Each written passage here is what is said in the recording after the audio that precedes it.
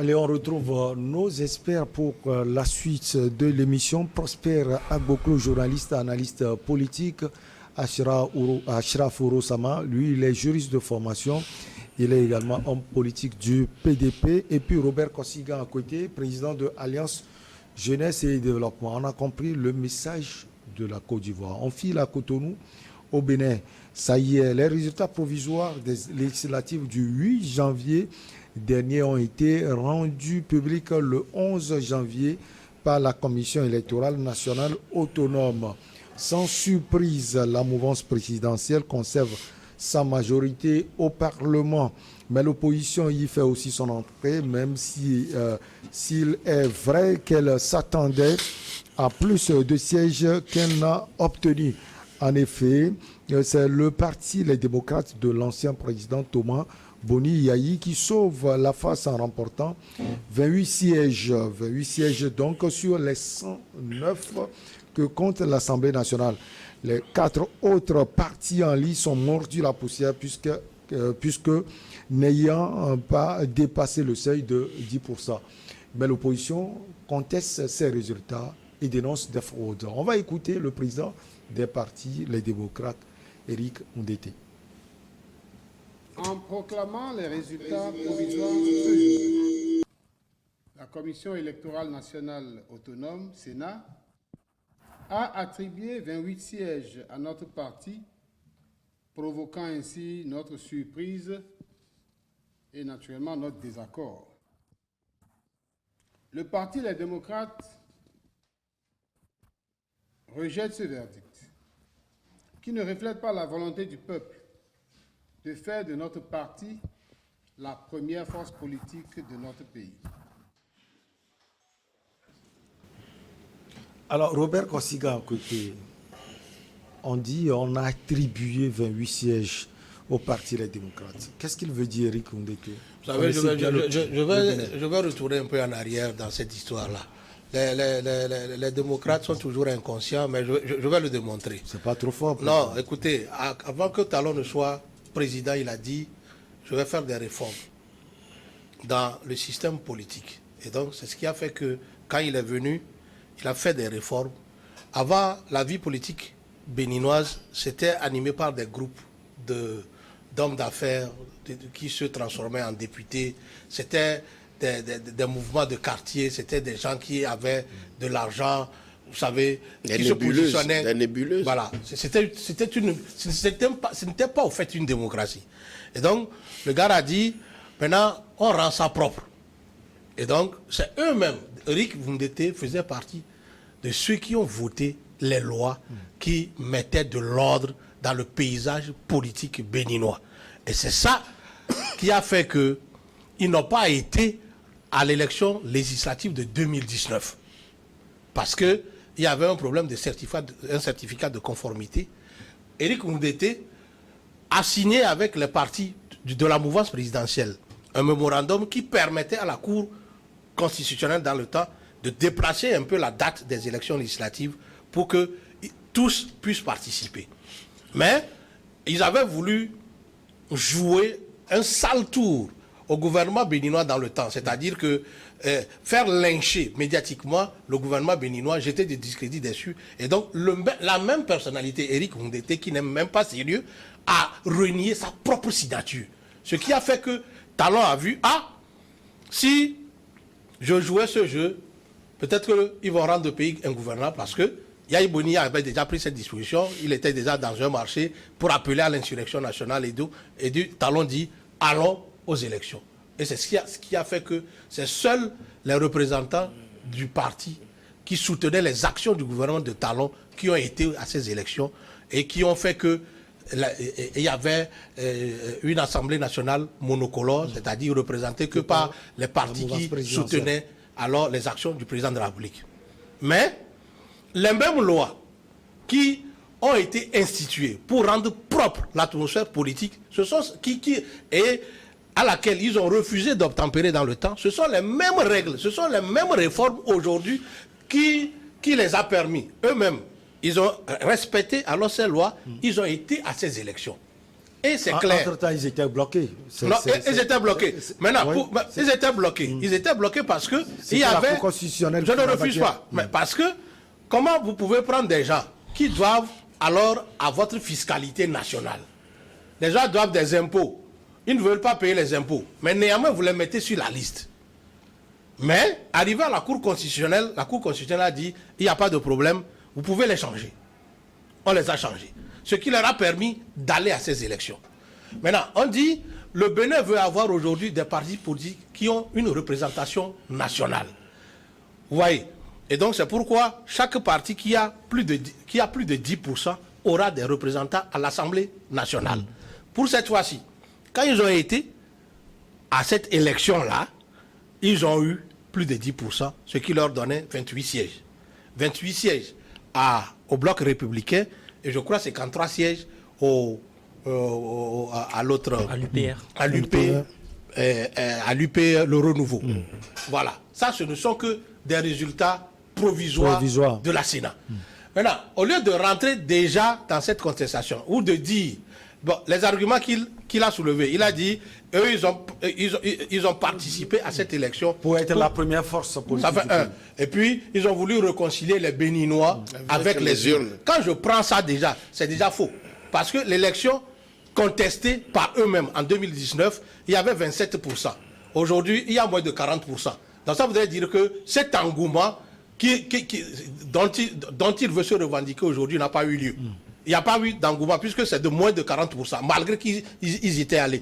Maintenant, je veux même dire, il y a l'ancien président Boni Aï qui a donné un coup de pouce très significatif au LD, au mouvement Les Démocrates, parce qu'il a pris leur campagne en charge, surtout au nord. Surtout au nord, ce qui a fait qu'il y a eu razzia au nord en leur faveur. Maintenant, quand les recours ne sont pas finis, on ne peut pas dire on nous a touchés, on nous a trichés. Je crois qu'on a un juriste. Voilà, on a un juriste.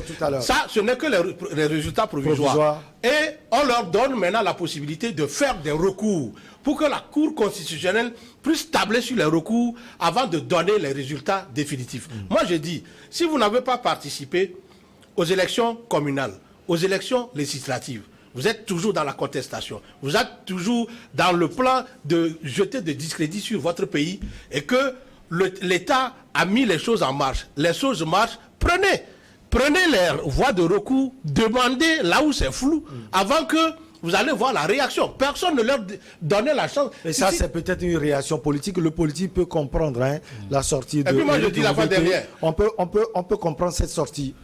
Non, mais pour moi, c'est une sortie qui est totalement inopportune et je suis désolé de le dire parce que ça fait des années... Le PDP, par exemple, ne peut pas faire une telle sortie. Non, c'est déjà très réfléchi. Non, c'est déjà très réfléchi. C'est comme ça les gens là ont truqué les Béninois durant 10 ans par les poses des pierres qui ne sont jamais réalisées. C'est des filous. C'est des gens qui veulent toujours marcher sur le denier public. Monsieur Robert.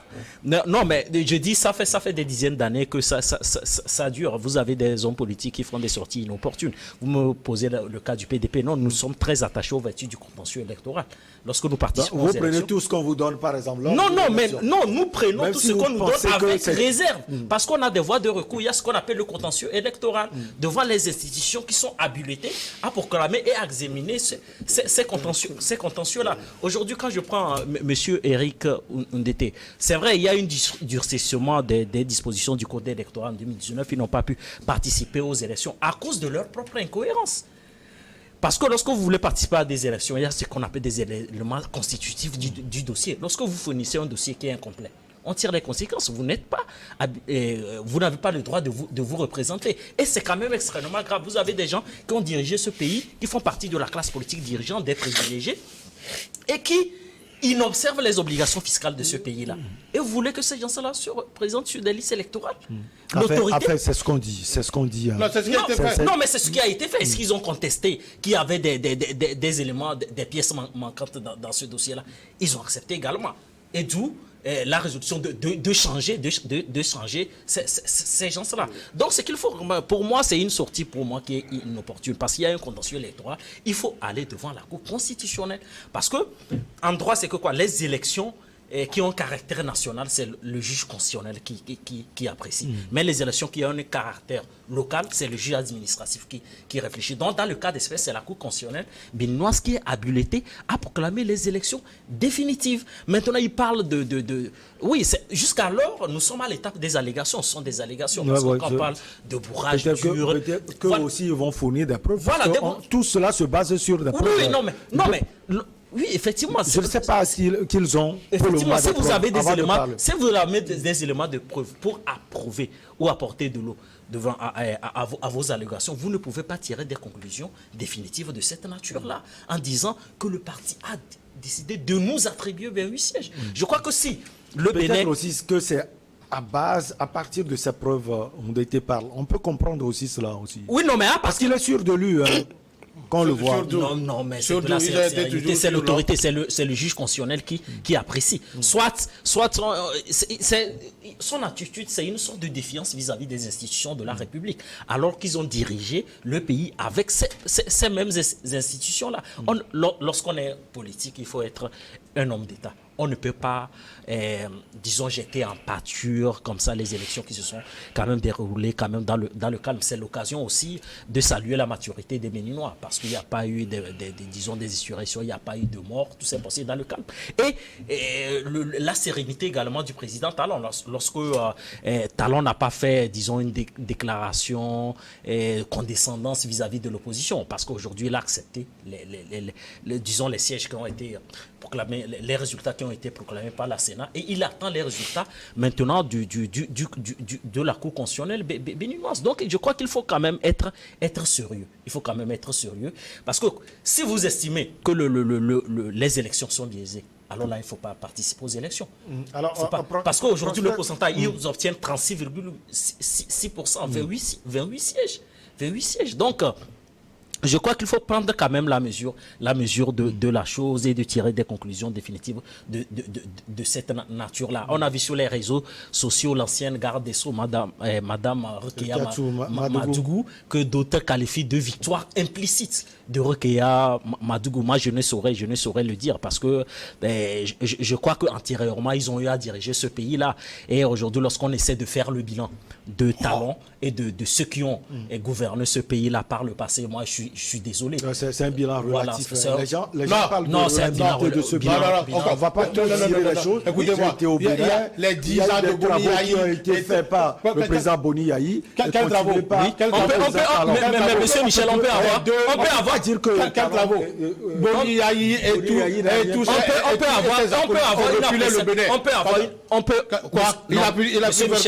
On peut avoir une appréciation subjective des événements, mais je crois qu'objectivement, économiquement, aujourd'hui, le Bénin fait des bons. Sur le plan infrastructure. Et surtout la conscience professionnelle. Il n'y a pas de bons économies. Il y a eu des bons, mais je dis il y a eu services. On cite les choses. Il revient effectivement à la justice de faire le reste du travail. Sauf que souvent en Afrique, déjà, on réfléchit autrement sur la justice de son pays. C'est là où se trouve aussi le problème. Non, je crois que mes prédécesseurs ont dit beaucoup de choses qui vont dans les faits juridiques et qui ont en cohérence quand même avec les réalités électorales.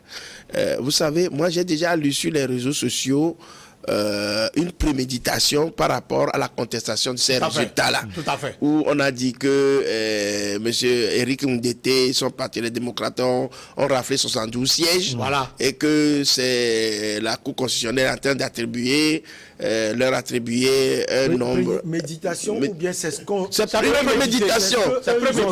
Non, vous savez, il y a en politique et en communication, il y a une façon de préparer la base, l'opinion déjà à la contestation. Voilà, donc avant que la Commission électorale nationale ils ont déjà sorti des pamphlets sur TikTok. Voilà, déjà, les trucs sont là pour préparer les Béninois pour dire que... Est-ce que c'est le propre des démocrates? C'est le propre, oui, c'est le propre des démocrates. Il y a beaucoup... les démocrates sont dans la salle. C'est des gens qui sont... Je ne saurais le dire ainsi, mais comme...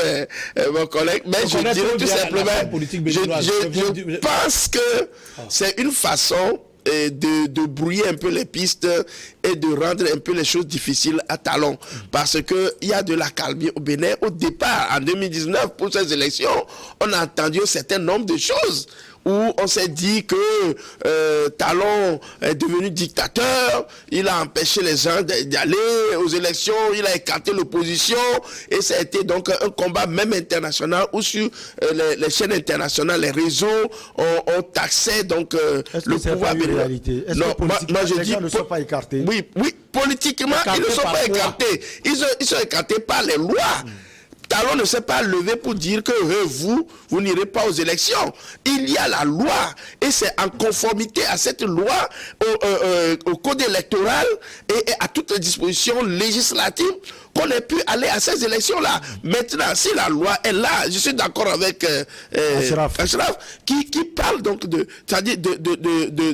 contexte dans lequel les décisions juridiques sont prises. Là-dedans, je crois quand même que ce sont les démocrates eux-mêmes qui se sont déjà fustigés. Ils n'ont pas été dans les règles de l'art parce qu'ils ont dirigé le Bénin pendant longtemps. Boni Yaya fait 10 ans. Avant lui, il y a comme on appelle l'ancien président, après lui, Soglo.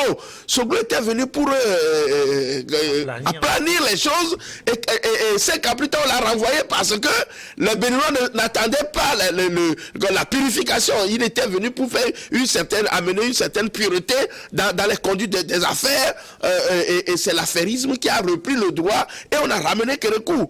Kérékou est parti, Yahi Boni est venu, 10 ans après, on nous parle donc d'une démocratie aussi réussie, c'est faux. C'est de l'affairisme total. Et quand Talon est arrivé, il a pris la mesure de la situation. Vous savez, entre-temps, j'ai lu sur une de ses sorties où il disait qu'avant, il y avait tellement d'autres de missions.